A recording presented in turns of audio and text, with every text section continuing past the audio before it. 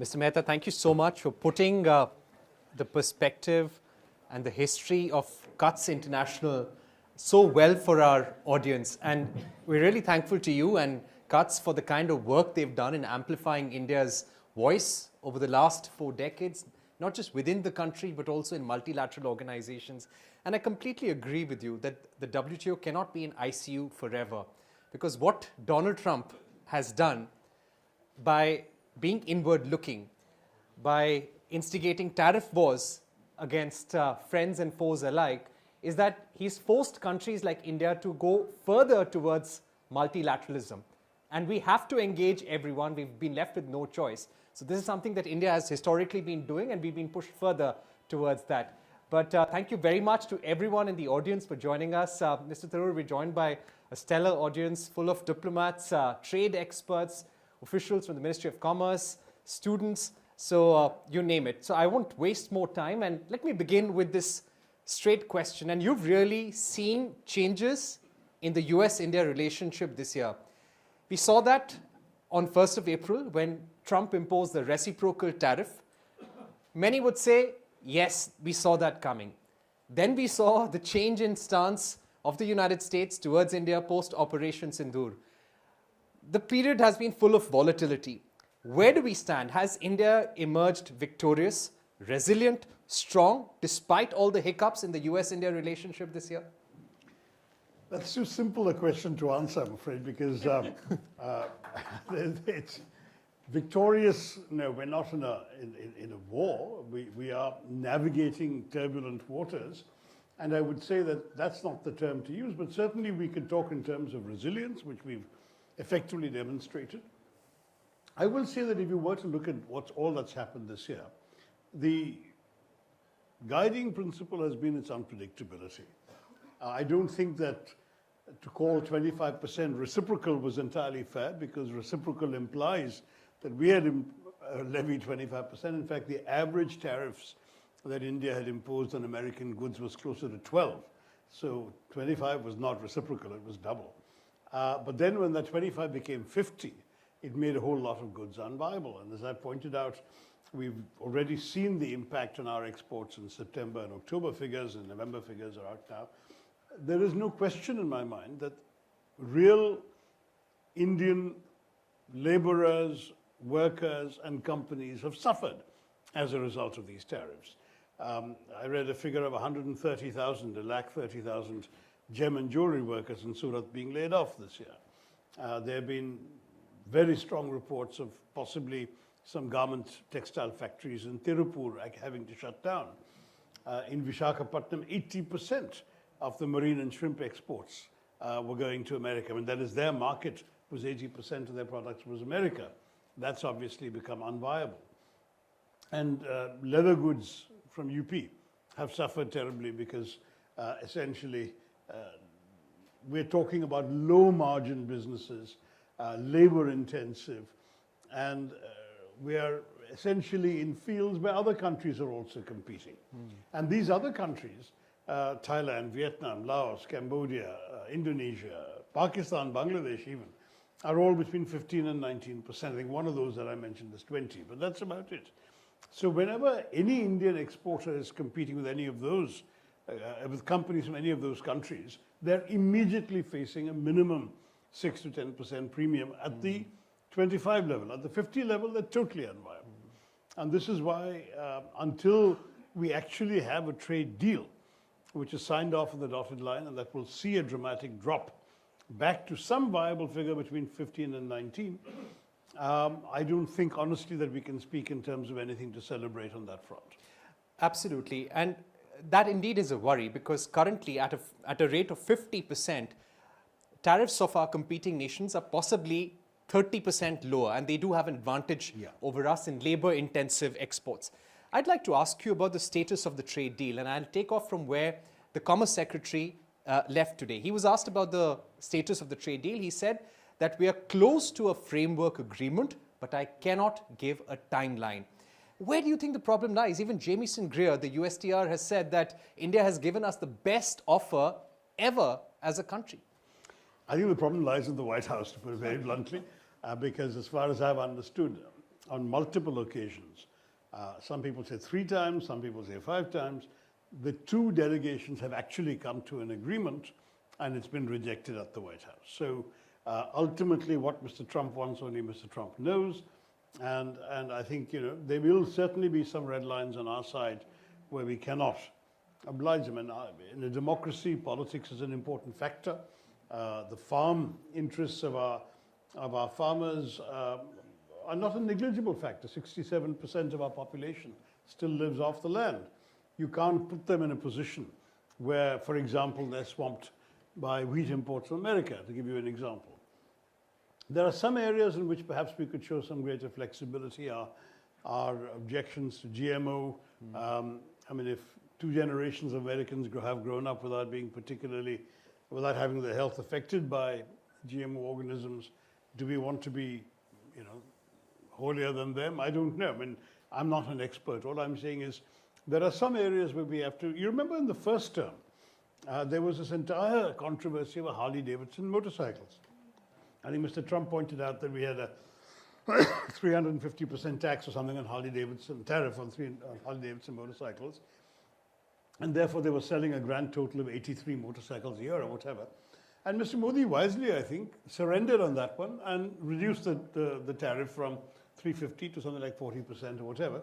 And Harley-Davidson, instead of selling 83 motorcycles, sold 250 motorcycles. Frankly, big deal. No one has suffered as a result. Indians haven't lost out. Bajaj is not suddenly staring at losses because there are 250 Harley-Davidsons being sold, or 350, whatever. It's a very small market anyway. So, exactly. So some of these things, if you can make Americans happy by removing or dramatically reducing tariffs on American luxury Cadillacs, how many are they going to sell? Who is going to be affected? I think we can think in terms of, aren't Indian manufacturers able to hold their own against this? How many people are they going to lose to these? And I think, honestly, too much of protectionism is not healthy for any growing economy anyway. But then there are things like, for example, if American wheat, which is massively subsidized in America, and of course has economies of large-scale cultivation and so on, if that suddenly floods the Indian market, at a time when our MSP, as far as I understand it, is something like 4 times the unit cost of an American bushel of wheat, then what will our farmers do? So, you've got to look at our own realities and the political consequences of the people you're going to cause problems for. But Mr. Tharoor, there are 2 views. Is this only now about agriculture and dairy? Trump has got whatever he wanted, but now he's saying, I also want agriculture and dairy as market access? Or is it also about getting some acknowledgement for his intervention during Operation Sindoor? Because many say somehow we have to give him a diplomatic acknowledgement that yes, you had a role in the ceasefire. Look, on the first one, to be honest, I don't know, because I'm not part of the trade delegation. Only the trade delegations know where the sticking points are and what remains to be negotiated. So that if they've told you, if the Commerce Secretary says, I can't give you a date, that means he doesn't have a date to give, or he's not in a position to hint at it. You may remember the Chief Economic Advisor saying 2 months ago that he thought there'll be a trade agreement by the end of November. It hasn't happened. So now he's talking about March. So I think we've got to be a little careful in accepting that these things have their own momentum, their own pace, and that's not dictated by us. There are 2 parties in this business. But as to the question of the trade thing, when I was asked this in Washington when I led a multi-party delegation there, I said, look, India never needed persuading, because we signaled from the beginning, the very first strike on the night of 6th, 7th of May, we had signaled that we were not interested in a protracted conflict with Pakistan, that all we were doing was striking in a very precise, targeted way terror sites, that we had been careful enough to avoid striking Pakistani civilian sites, government sites, and even military installations. It was only terror sites. And therefore, had Pakistan chosen not to retaliate, we were done and dusted. Now that Pakistan retaliated, we have to reply, but the moment they'll stop, we'll stop. That was there in the government signaling on each of the 4 days of the conflict. So clearly, India didn't need persuading. The moment Pakistan came and said, let's call it off, we called it off. On the other hand, I said, and here I was going out on a limb because I didn't have any sort of briefing from the government on this, but I said, look, we don't know what happened between Washington and Islamabad. So if Mr. Trump played a significant role in getting the Pakistanis to come and sue for peace, then surely as a peace-loving nation, we'd be grateful. And that answer went over happily in Washington, but somehow we haven't found it possible to say that in Delhi. And don't forget that part of this happened during a parliament debate where naturally the government's desire to look and sound tough and so on became a consideration as well. But also because genuinely, as I understood from all my conversations with various echelons of the government, there was never any direct conversation with Mr. Trump, nor was there any threat to use trade to promote peace, nor was there any effort made to sort of tell India, look, we want you to do this or do that. All of this appears to be coming out of somewhere else. We don't know where, but it certainly does not correspond to the records or the experience or the logs maintained by the Indian government at all serious levels. Now, I'm not in the Indian government. I can't claim to have access to any classified information. But my impression is that we were therefore taken aback by a claim that we did not have any basis for verifying. So finally, what do you think may be a way out? Because they wanted us to stop buying Russian oil, which we've done to a great extent. We're currently only buying from non-sanctioned entities. They wanted us to buy more US energy. India energy imports from the US are up 70% year on year. Right. We're buying even more. We've really done whatever the US wanted. We're also holding our ground. What finally can we offer now to America? No, look, I think first of all, on the question of the oil, as you rightly said, the Americans have sanctioned two major Russian oil companies, Rosneft and Lukoil. And my understanding is that Indian companies did not want to violate sanctions for fear that they could then appear on an American sanctions list. So it's a company-to-company decision. And that is something which has dramatically reduced the input of Russian oil. Oil purchases, I understand, have a 3-month lead time. So we're only really seeing, after September, some of the impact, but the impact is clear and visible, and it's dropping down to negligible amounts. As for increasing purchases from America, that's very clear. And as you know, the minister concerned, Hardeep Puri, has explained and justified this as part of the diversification of sources of supply. We don't want to be excessively dependent on any one source, and therefore being dependent on any one country would not have been in our interest, and America is a diversified source. In fact, I keep an eye on what's happening in Venezuela. There's something seems to be building up there. Currently, Venezuelan oil is sanctioned. And I wouldn't be surprised if that were to happen, that there were to be some sort of change there, and suddenly a whole amount of Venezuelan oil will come on the market, which will also have a further reduction, a reducing effect on oil prices. So there's a lot going on in the world that we should keep an eye on. Having said all of that, India, as you say, has gone pretty far. And I don't think in any negotiation, any one party, however large the market may be that they offer us, can expect to have everything their way. The word negotiation wouldn't make sense if it was a unilateral set of demands and a unilateral It has to be a win-win set of concessions. Exactly. Both sides will have to feel that they're gaining something out of the process. And clearly for India, we want to restore the American market that has now significantly been affected.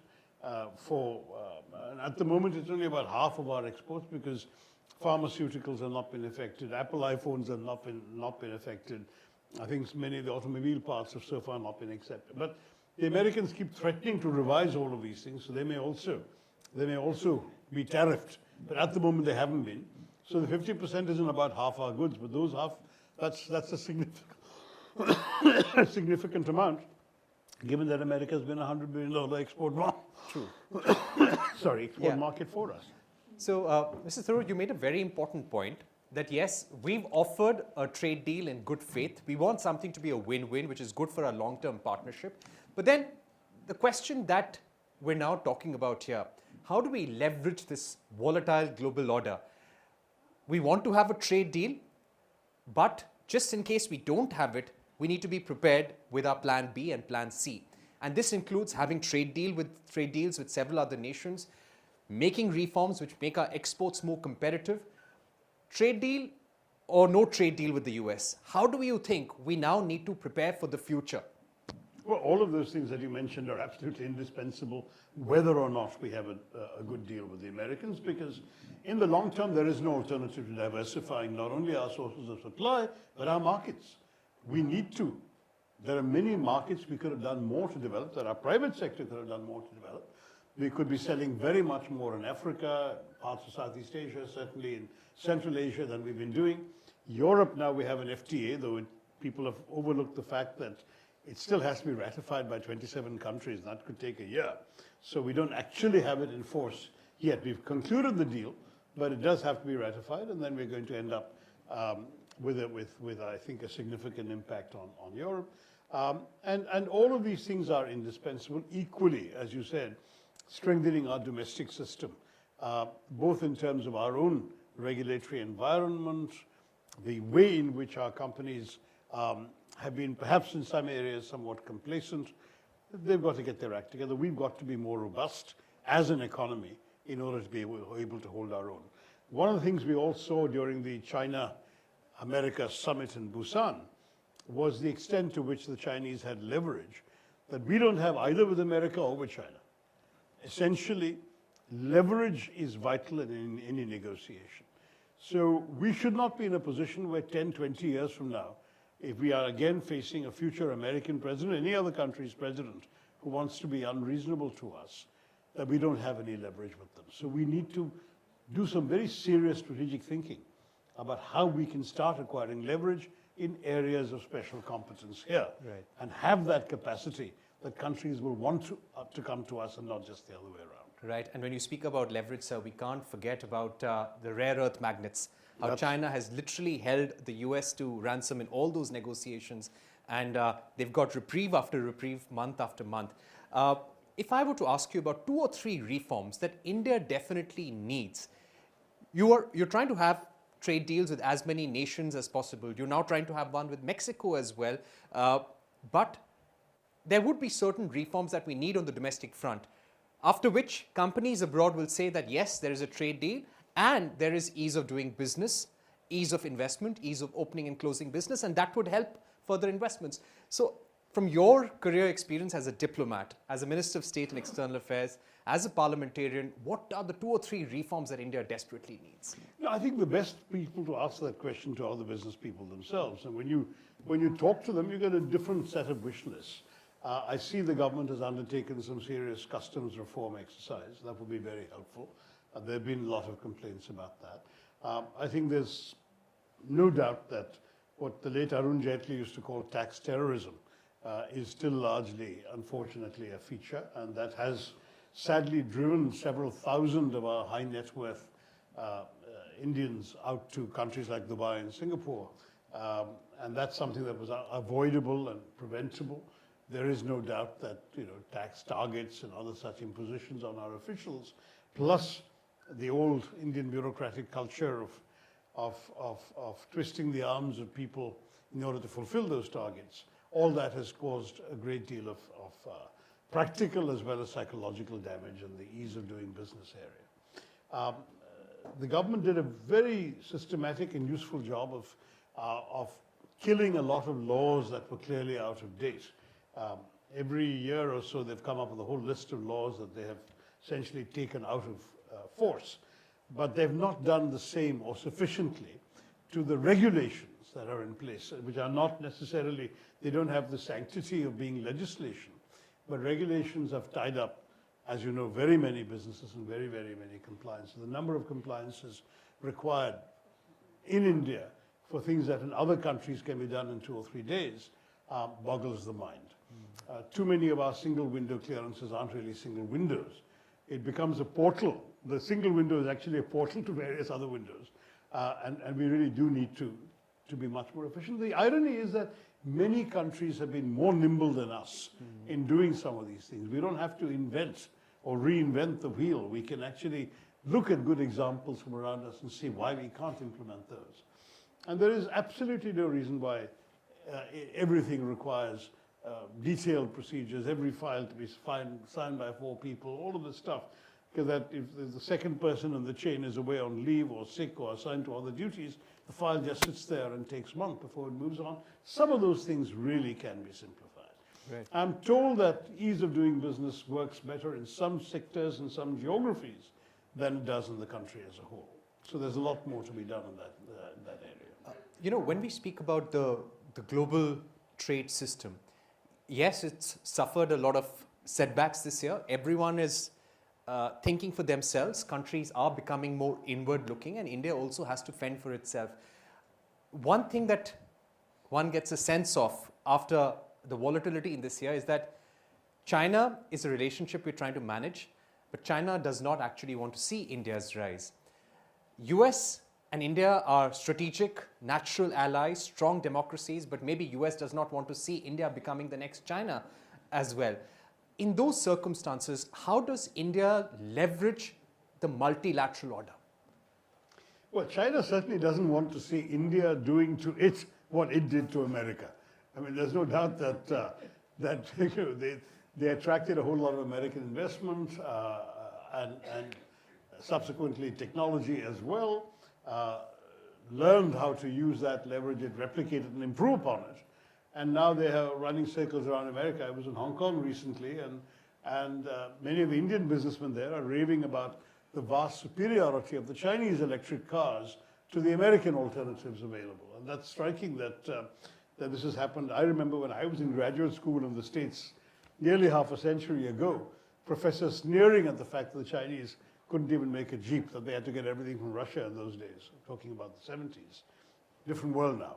And the Chinese are doing better than pretty much every country in some areas. So yes, I think we have to understand that just as these countries have acquired their strengths, we need to identify which areas we're going to be strong at. We better get strong at them. Whether it's the classic new domains of AI, quantum computing, and so on. Everybody's in that race, but let's face it, we have more brains on this planet than any other country does, because we have the largest population, right? So if you have 17.2% of the world's population, you have 17.2% of the world's brains, let's use them. And that's sadly not being used enough. In fact, I've done a piece which will come out in the Hindu soon this month, which essentially observes that despite having 17% of the world's brains, we only produce 2.7% of the world's research output, and patent applications are as low as 1.8%. We're something like 47th or 48th in the global rankings in terms of applications per 100,000 population and so on. So we have a long way we can improve in all of this, no doubt about it. But we need to identify, and this is where perhaps the government's capacity to identify champion industries, it can also identify champion sectors and say, these are the areas in which we will incentivize, we'll give tax breaks, we'll give other things in order to have India develop a capacity that nobody else can rival in such and such fields. And let's see what those are, and let's identify them and get them going. Right. You spoke about greater export of services, greater export of skilled products or skilled manufacturing exports. But when skilled labor as well, I think, is going to come out, right? That's right. But also when it comes to labor-intensive manufacturing, that is a huge area of opportunity, be it textiles, be it leather goods, be it apparel, be it furniture. What we've seen in countries such as Vietnam, for that matter, they often set up these committees under the Prime Minister's office, which speed up investments or which ensure that certain local level laws can possibly be overruled in order to speed up things or get things going. Do you think possibly we need a committee like that in the country, maybe headed by the Prime Minister's office or maybe by the Cabinet Secretary, which has all the secretaries of Government of India come together on one table to clear up investments with a clear aim that, these are the 50, 60 top companies which we want to attract to India, and we can possibly do that way? Well, there is an office for the promotion of investments that ought to be doing that already. Whether it needs a greater political clout that comes from association with the PM, I don't know, because certainly when it was, I think, it has a record of having improved investment clearances in recent years. It just needs to be streamlined even further. My larger question is not just about attracting investments. I think it's once they've come in, what do they encounter? We still have serious challenges of the cost of land, the inadequacy of infrastructure, which we're improving. I mean, there's been dramatic, for example, how much better our ports and airports have got in recent years than they used to be, and our highways. but there's still many areas where we're not better. And it's a shame that our electricity grid is still so unreliable in so many places. There's still serious challenges when it comes to some of those basic things that in other countries people can take for granted, even in places like Vietnam and Malaysia, which are also doing labor-intensive work, but they have, according to many foreign businessmen, a more solid domestic infrastructure to facilitate their manufacturing and their exports. I thought you were going in a different direction when you began the question. You're going to talk about skilled labor, and I want to mention that briefly because one of the interesting things we've seen in recent years is the government of India getting more involved in negotiating mobility agreements. And that's both at the professional level, where, for example, the Germans now, I think, have announced 20,000 visas a year for Indian professionals, which is a dramatic. And in fact, when the Trump H-1B announcement came, suddenly the German ambassador was all over the Indian media saying, come to Germany instead. And many have picked up on that sort of thing. So there is that possibility. But equally, there's discussions of mobility at the blue-collar level, because we do have a lot of people who are already at the moment going in an unstructured and frankly dangerous way, often getting entrapped. We've had Russia, Indians Ukraine. being killed on the Ukraine front, who claimed they had gone for other jobs and found themselves being press-ganged into the war. We've had people going on tourist visas in Thailand and finding themselves suddenly in Chinese call centers and getting exactly. scam Well, not centers. just Chinese. Some of them seem to be run by Indians sitting in Myanmar and Laos and so. I mean, there's a whole set of scams and rackets going on. We ought to do very much better by our own people. I have been calling for some years now for a massive revision of the Immigration Bill of 1983, which was written for a different era. It's completely out of date. And the government is coming up with a new draft bill, which I hope will be studied by the public. It's open for public consultations right now. Try and get more people interested in seeing what migrants need by way of protections and help. So that too is something we can be doing. That's one area where certainly nobody can match us, So, Mr. is Tharoor, in the amount of labor available. You know, but that's they've got to be capable. That's a very important point because when we speak about H-1B visas, US was the most attractive destination for Indian professionals. Now, the US administration is clearly clamping down on H-1B visas. The fee has been raised to $100,000. The scrutiny has increased. You know, the time taken for clearing visas is increasing by the day. Keeping that in mind, what's going to be the reality staring us in the face at the beginning of next year? We're trying to have such mobility agreements now with Russia and several other partners. It's difficult to say what's going to happen next year because, you know, Mr. Trump has smashed everybody's crystal ball, I think. We don't know what he's going to decide tomorrow or day after But tomorrow. do you also think that whatever this administration does, will it change with the next administration?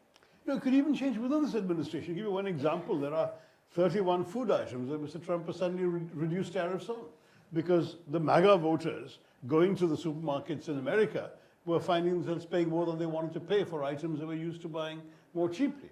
And Mr. Trump, who's of course got to worry about re-election, but also not his own re-election, but his party and his members' re-election and midterm elections coming up in November of 2026, he very quickly cut down tariffs on these food items. So that's food.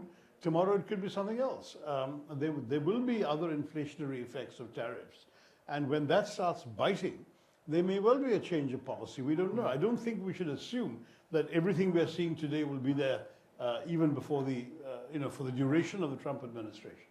But yes, America has a very interesting polity, which is highly individualized. The president has an outsized influence. I don't think there is a comparable system in any democracy in the world where an individual is able to so dramatically affect policy and to change it almost on a whim. And therefore, we have to accept that anything could happen for the better and for the worse. Political changes in America, again, the composition of the Congress and the Senate, the political fortunes of the president himself or the movement that he presides over, all of these things are bound to have some sort of variation. So what we've got to do is we've got to be nimble. We have to follow everything, keep our eyes and ears open, talk to these people. You talked about resilience. Resilience also includes a certain amount of adaptability. You can be resilient, but at the same time you can't be rigid in resisting everything that is thrust upon you. Some things you may have to find you need to, tack your sails differently to negotiate these turbulent waters. And I think we have the capacity to do that. We just have to be on the ball all the time. Right. You spoke about Donald Trump, and today he's speaking about C5. There is US media speaking about how he's thinking about this grouping called the C5, which can be an alternative to the G7. How does India see this? In this context, I'd also like to talk about a development that took place just a few days back. US launched the Pax Silica Alliance, an alliance of countries which India is not a part of, but which will work towards securing supply chains of AI infrastructure, critical minerals, semiconductors, and logistics. So how does India see all these developments, and what do we do with our engagement with multilateral organizations such as the WTO? Well, first to start off with the US-led initiatives, again, it's very difficult to understand what's going on. And don't forget, Mr. Trump had also talked about reviving the G8 by adding the Russians to the G7. And that was something he talked about openly quite a bit. Now suddenly you're hearing about the C5, and apparently we are one of the countries, but I don't know. There's no formal move anyway to create or announce any of these things. These seem to be ideas that are being floated about. The Silica Alliance certainly hurts that we're being excluded. I can tell you, when I was in the States, India-US collaboration in AI seemed to be very much in the minds of very many very well-placed and highly senior American officials. So I'm surprised that India fell off the list when this is so explicitly linked to strengthening capacities of these countries in AI. So I'm afraid the unpredictability factor we talked about has become apparent across the board in all of these issues. And therefore, we don't know if tomorrow there'll be some other initial and some other number. I don't know. That will come our way. Meanwhile, don't forget there were these earlier announcements. We need to ask what is happening to the Quad. It's our turn to host a summit. We still don't have a date from the Americans for it.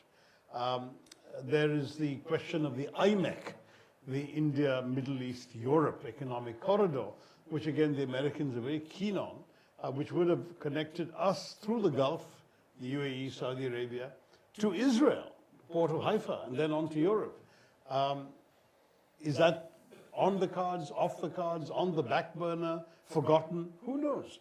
I mean, when we talk about the unpredictability of some of the decisions coming out of the White House and Washington, it affects all of these things. So it becomes, I think, a mug's game to sit around saying this time next year there'll be ABC, because we don't know. We honestly don't. And that's why I talked about the importance of nimbleness and flexibility. But we shouldn't let go of anything where we feel we could gain. We can gain from IMEC. We can gain from the old I2U2. Everyone has forgotten about that. That was India, the US, the Emirates, and Israel. Is that going to get off the ground? Of course, with peace in Gaza, it could, but will it? We don't know. I mean, indeed, all of these issues are part of the extremely challenging global landscape today, where there are no fixed, clearly identifiable, predictable features. It is a much more uncertain, much more unpredictable, much more turbulent global landscape. And therefore, when we speak about leveraging, it's about India coming up with developing the capacity to be excellent and indeed indispensable in certain areas, and then being in a position to leverage its indispensability in pursuing its own interests where there are challenges to it. Right. And this is something that is a long-term challenge for us for all time, and certainly longer than Mr. Trump's administration is going to be. But right now, we have to live with today's realities and survive the challenges we're facing right now. Right. You said that we have to be nimble and agile. For 2026, if you feel that there are certain relationships India needs to focus on more than others right now, what would those be which could possibly give us greater results in the future? Well, Europe definitely, because I think there's been an under exploitation of potential with Europe for some time now. And now that we've actually made progress on the FTA, that's something we could double down upon, because if you're talking about a multipolar world, Europe clearly is a pole, and as a collection of Western democratic countries that have their own challenges with an overweening America, they have more affinities with us than I think we've allowed ourselves to think in the past. We do have good relationships with individual European countries, Germany and France in particular. But with Europe as a continent and as a collectivity, I think there is tremendous potential we have not fully developed. So that's one area. I'm very, very big on Africa. People forget that 8 of the top 10 fastest growing economies in the world are in Africa today. Of course, they're smaller economies. They're doing it from a smaller base than ours. But we ought to be in on the ground floor. The Chinese are, of course, moving in, but the Chinese have their own challenges. They're not universally liked in Africa. They tend to come in very large numbers, and they leave very little. I mean, if the Chinese build a project, everyone from the laborer sort of mixing the cement to the manager supervising the project is Chinese. And they may leave behind a building or a highway, but when they're gone, no one left behind in that country or that country's environment knows how to maintain it, repair it, and so on and so forth. India is very different. When we go in, we will have a sprinkling of, our companies will have a sprinkling of managers, but they'll hire local people, they'll train mid-level managers, intermediaries, and these people then feel that we have contributed to their capacity enhancement as well as helping them build a railway line or a building or whatever else it was. So that's a strength we have. We could do much more with that. And at the same time, of course, trade and business opportunities are colossal. I was briefly Minister for Africa. I used to make it a point to take Indian business with me on my delegations to African countries, just to give them a chance to realize there's a world out there they haven't actually been exploiting or thinking in terms of dipping their toes into. And I think we need to do much more of that in Africa as well.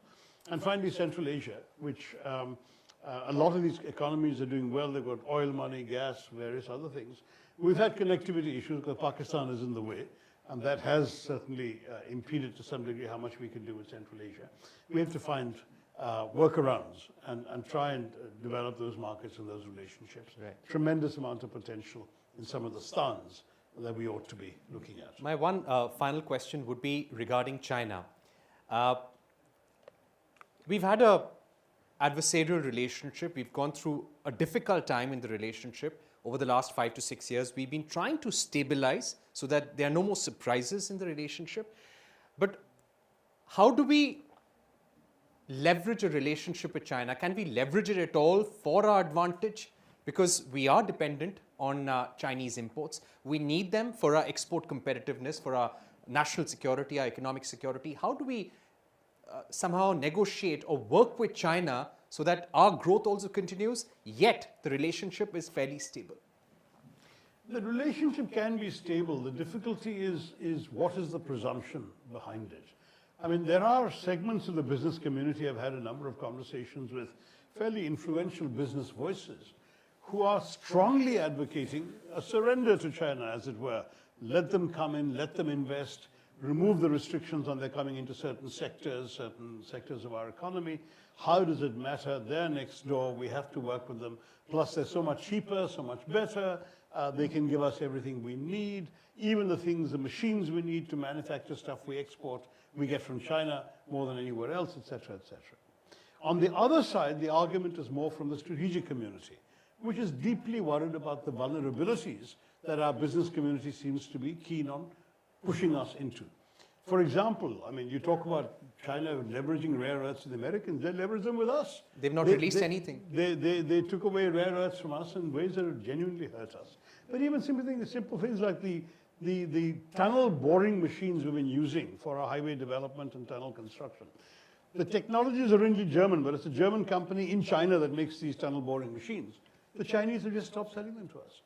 And suddenly we find ourselves in a position where we literally have a colossal shortage of these machines when we need them for our own infrastructure development. Now, I'm hearing fairly well-placed, reliable sources indicating that we may have persuaded the German company concerned to put up a factory in India, not just in China. But that'll take time to come on stream, and so in the meantime, we are suffering. Another startling example many people weren't aware of for some time is that the Chinese, even at a time when we were giving tough on visas for China, when the Foxconn project came in that was making all the Apple 17s and all of that, 300 of their engineers and technicians, including supervisory ones, were Chinese citizens. And China just unilaterally snapped their fingers and said, leave India. And suddenly we had a massive hole when it comes to 300 jobs that were indispensable. Now, I mention all of this to show that China has not only exercised leverage over us already and has reminded us that they have that leverage, but they've done so in a fairly unfriendly manner. And many people say, why would you want to enhance your vulnerability to a country that has already behaved in a manner that is like this? On top of that, we've had Galwan and the border issue, which is still unsettled.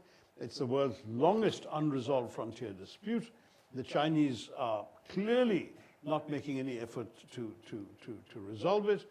I know that Mr. Doval, as the special representative of India, has been meeting his Chinese counterpart twice already in the last 3 months, and hopefully there might be some further progress. I'm told that one more meeting is coming up in the intermediate future. If anything, positive results out of that, I think we'll all be happy. But the Chinese have broadly taken the line that we should leave the border to future generations to settle. The problem is, since they said it, their economy has become 4 times the size of ours, their military is twice the size and capacity of ours, and by the time you leave it for a future generation, China might even be planning to be in a position to just dictate terms of a settlement. So that's not good enough for us. We really want this monkey off our back by settling in one way or the other an agreement that at least removes a cause or an opportunity for China to constantly throw us off balance. And this is something worth thinking about, and I think we do need to do that. The relationship stability is not so much in question, that I don't think China at the moment would want to rock the relationship through anything more than it's already doing. It is probing into the existing lines on the border. It is parking durable facilities in areas where both countries used to patrol. It is doing things like refusing visas to Indians born in Arunachal or Kashmir and instead giving them staple visas and separate pieces of paper. There have been a number of irritants coming out of China, but within an overall context of nothing more fundamentally destabilizing. Now, so when you ask stable relationship, yes, it can be a stable relationship.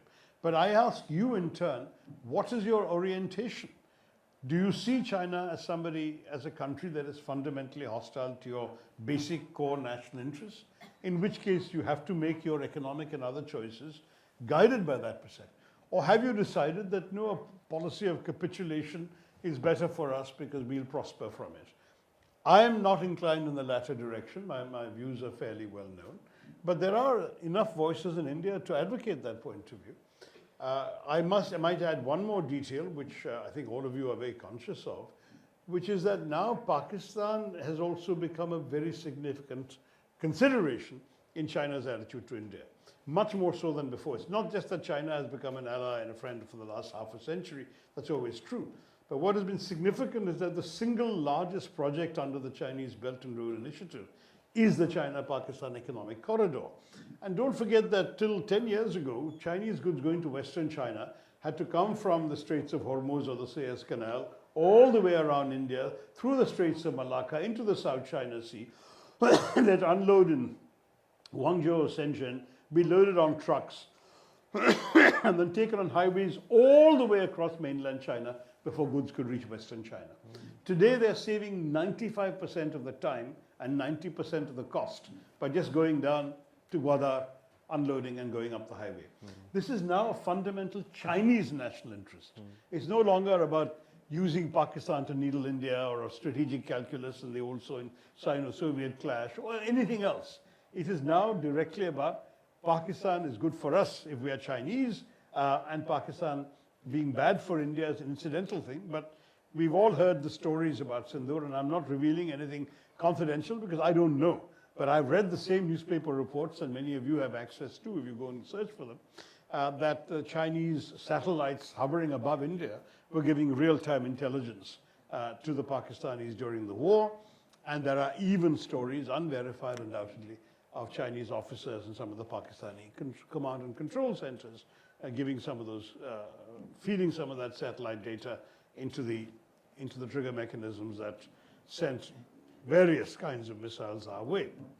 Now, as I say, I have no authority to confirm any of this, but even if it's true, or even if it's only partially true, that's already a pretty worrying indication of where the fundamental interests of the two countries diverge. Right. So you can talk about a stable relationship, but a stable relationship in the context of understanding what your fundamental national interests are and how they are seen by the other side is something you always bear in mind in any mature relationship. You know, I think I would really sum up what you've said, sir, with the fact that we have to be nimble-footed, agile in our responses, look out for our interests wherever we can, be it in the relationship with China or US, and draw your red lines very, very strongly and be clear about them. And go into any relationship with your eyes wide open. Absolutely. And that's China, that's America, that's anyone else.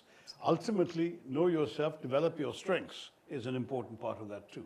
If you have your own strengths, then at bottom there'll be a limit to how much damage others can do, even if they want to.